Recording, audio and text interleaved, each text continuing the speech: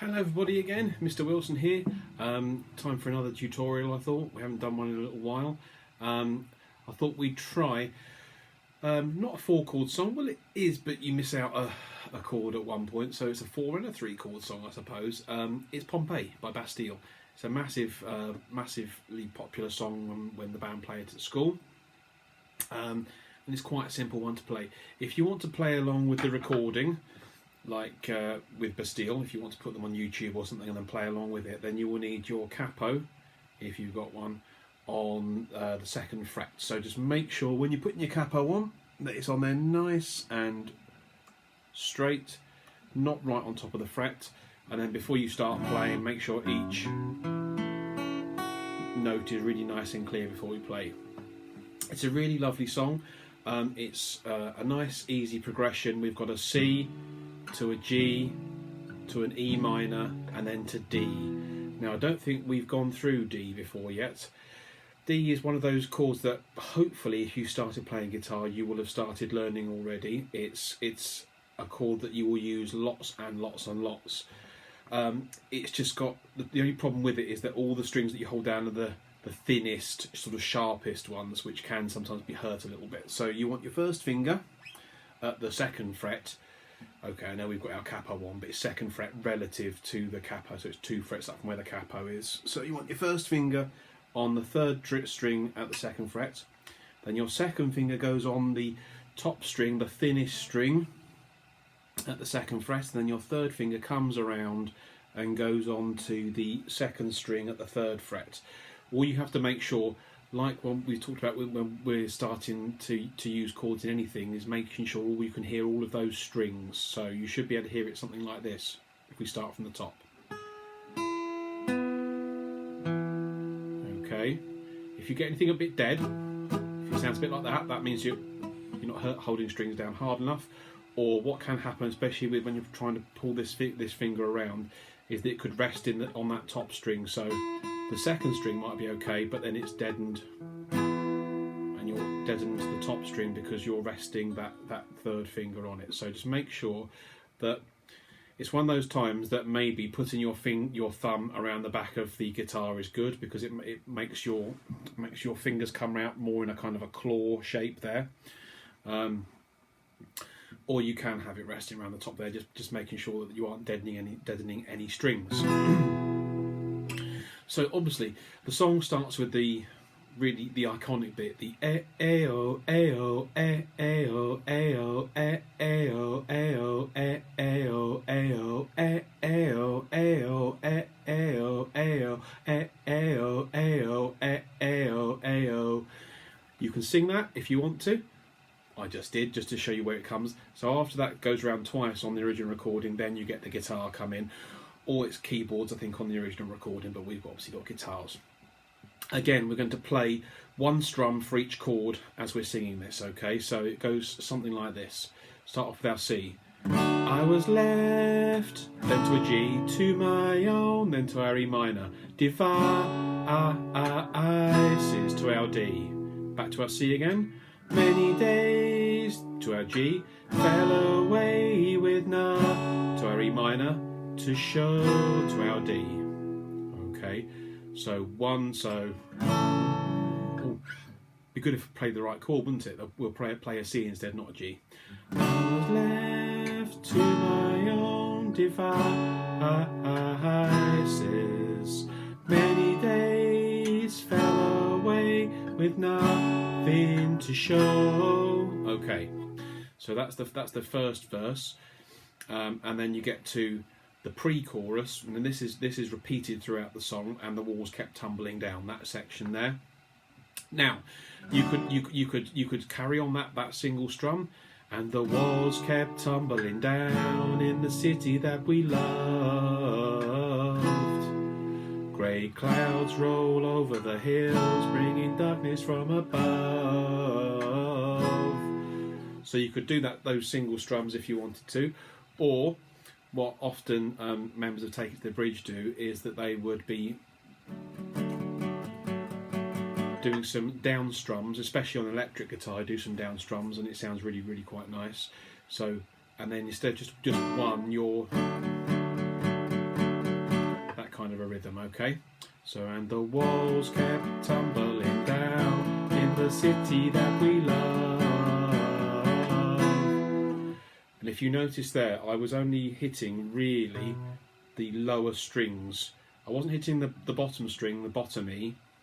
I was hitting our 5th string, our A string, our 4th string, our D string, and maybe our 3rd string, our G string there. Okay, but I wasn't hitting the really trebly top 2 strings, the B string, the 2nd string, or the top E string, the 1st string there. Okay, and that way it's got more and more bassy and sort of like more, I don't know, energy to it. Okay, so you choose how you want to play that bit. That's absolutely fine. So all you've got to remember then is before you get to the chorus, you've got a nice pause, and you've got to pause, and you can if you play along with the record or with YouTube, then you can hear the space that you need to be silent until before the guitar comes back in again. So we have let's do the last bit of the pre-chorus. So great clouds roll over the hills, bringing darkness from above. But if you close your eyes, does it almost feel like nothing changed at all? If you close your eyes, does it almost feel like you've been here before? Okay, so there's that gap in between, and that's the bit in the first break between the pre-chorus and the chorus. You don't get there's nothing on the record, and then there's just a single beat of a drum.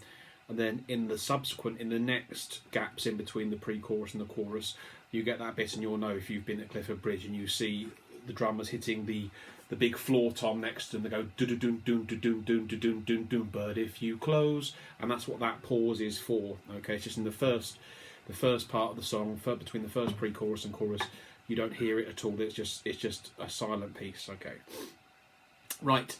So we've gone through the chorus. If you notice that time, I wasn't doing that tempo, and I wasn't doing the single strums. I was doing up down up down. So, but if you close your eyes, did it almost feel like nothing changed at all? It's just up down up down. Okay, you could do if you wanted.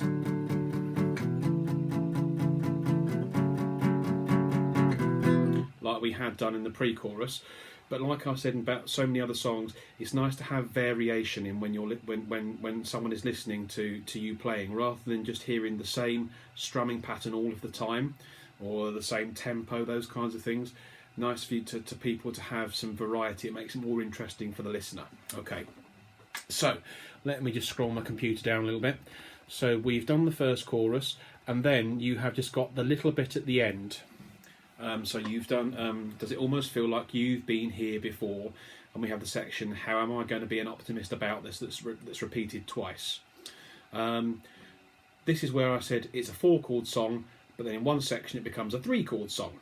And this is the only section where it changes at all throughout the song. This is in this section, how am I going to be an optimist about it? You have how C, G, D. And we're missing out the E minor, so it's a slightly happier feeling to the music because it's dropped that minor chord, dropped that E minor chord. So it'll be, how am I being optimist about this? Okay, so we're dropping that E minor. So how am I going to be an optimist about this? Now you could do that with that, like I said.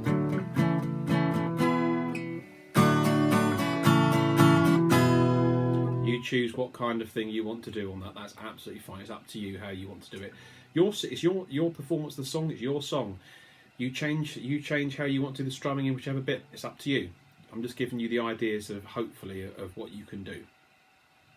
Okay, so we go into the next verse.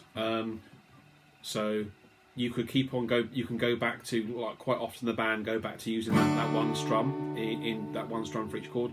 We were caught up and lost in all of our vices, in your pose as the dust settles around us. Okay, or you could have carried on doing that.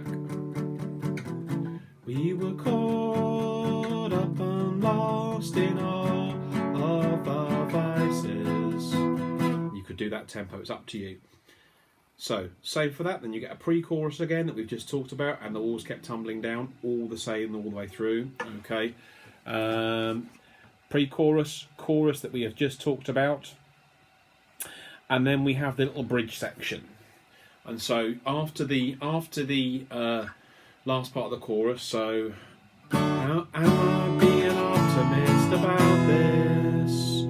In the original recording, if you're playing along with that, there's just one of the chord progressions for the whole song just played without any singing whatsoever. So it just something like.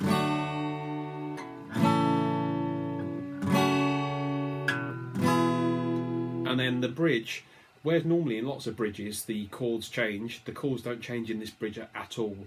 It's just the, oh, where do we begin? The rubble or our sins. But that kind of slowed down tempo is nice, especially for the bridge. And if you play along and listen along to the song, then you'll hear that, okay? And that's just then repeated, or where do we begin? The rubble or our sins. Okay, and that's then the section. If you have someone to sing along with you, brilliant, because then that's when there's two voices going. So you have one person repeating, oh, where do we begin? The rubble or our sins. And then the other person singing, and the walls kept tumbling down in the city that we loved. And you've got that kind of dynamic between two voices singing two different things at the same time. Okay, so into that pre-chorus with those two different voices if you have someone who will sing with you, and then into the last chorus. And the last chorus is exactly how we've been doing it all the way through. Okay, so but if you close your eyes, does it almost feel like you be good if I got the words right, wouldn't it? But if you close your eyes, does it almost feel like nothing changed at all? And if you close your eyes, does it almost feel like you've been here before? How am I being optimist about this? How am I being optimist about this?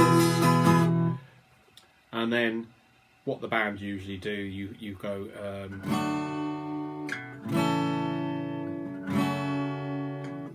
but if you close your eyes, does it almost feel like nothing's changed at all? You could do that with guitar, or take it to bridge. You usually do a cappella, meaning without any instruments, just the voices. Okay, that is a breakneck tutorial of Pompeii. Hope you enjoyed it. See you next time.